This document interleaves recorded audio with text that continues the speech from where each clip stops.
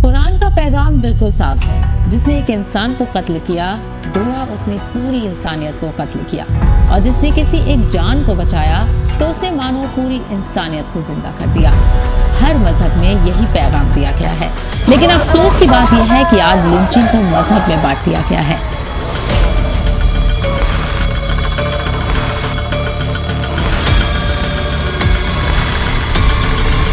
आखिर इस सब का जिम्मेदार है कौन? बांग्लादेश हो या भारत, नाम बदलते हैं, चेहरे बदलते हैं, मगर भीड़ का जुनून वही रहता है। सवाल ये नहीं कि लिंचिंग कहाँ हुई, सवाल ये है कि आखिर कब तक। भारत, जो अपनी तहजीब, कानून और जमहूरियत के लिए जाना जाता है, बीते कुछ साल में मॉब लिंचिंग जैसी दिल दहला देने वाले वाकयों का गवाह बना है। ये घटनाएं सिर्फ कुछ बेगुनाहों की जान नहीं लेती, बल्कि हमारे समाज के ज़मीर पर गहरे जख्म छोड़ जाती हैं। भीड़ के हाथों किसी इंसान को पीट पीट कर मार देना, जिसे आज की ज़बान में लिंचिंग कहा जाता है। लेकिन क्या 2014 से पहले लिंचिंग जैसे अल्फाज से वाकिफ थे? अगर आपने सुना भी होगा तो एक खास मजहब की तरफ आपका जहन नहीं जाता होगा।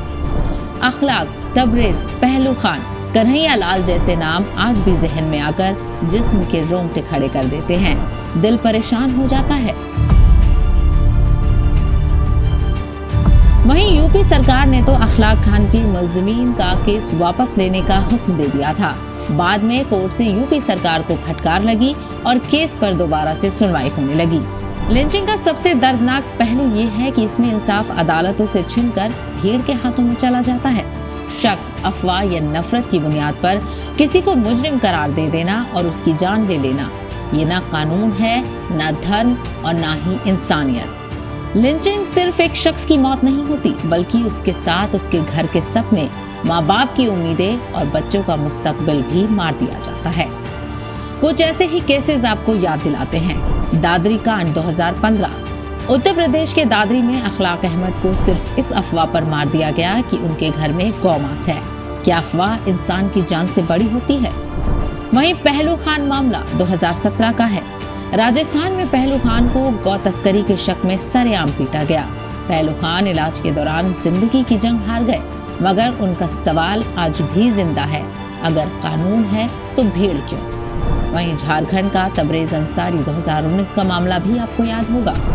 तबरेज अंसारी को चोरी के शक में पकड़ा गया, घंटों पीटा गया और जय श्री राम जैसे नारे लगवाए गए। तबरेज की मौत ने पूरे देश को हिला दिया। वहीं पालघर साधु लिंचिंग 2020। महाराष्ट्र के पालघर में 2 साधुओं और उनके ड्राइवर को बच्चा चोर समझकर मार डाला गया। बाद में साफ हुआ कि ये सिर्फ अफवाह थी। ये वाकया बताता है कि नफरत नहीं, बल्कि डर और झूठ भी भीड़ को कातिल बना सकता है। अलवर और बुलंदशहर जैसे मामलों में भी गौरक्षा और अफवाहों के नाम पर इंसानी जानें ली गई। कहीं मजदूर मारा गया, कहीं पुलिस अफसर तक शहीद हो गया। एक बहुत ही गंभीर और ताज़ा मामला 18 दिसंबर 2025 को बांग्लादेश से सामने आया, जब दीपू चंद्र दास, एक 27 साल हिंदू गारमेंट फैक्ट्री वर्कर को भीड़ ने इल्जामों के आधार पर पीटा, पेड़ से लटकाकर जिंदा जला दिया। दादरी से लेकर बांग्लादेश तक सिर्फ चेहरे बदलते रहे, लेकिन सवाल ये नहीं कि मारा कौन गया, सवाल ये है कि इंसानियत हर बार क्यों हार जाती है और इंसाफ का इतना दोहरा पैमाना क्यों है। लिंचिंग के खिलाफ आवाज उठनी चाहिए, बस इतना ना हो कि हम समाज और मजहब में बंटकर आवाज उठाएं। हमारी आवाज जुल्म के खिलाफ हो, न कि मजहब के खिलाफ।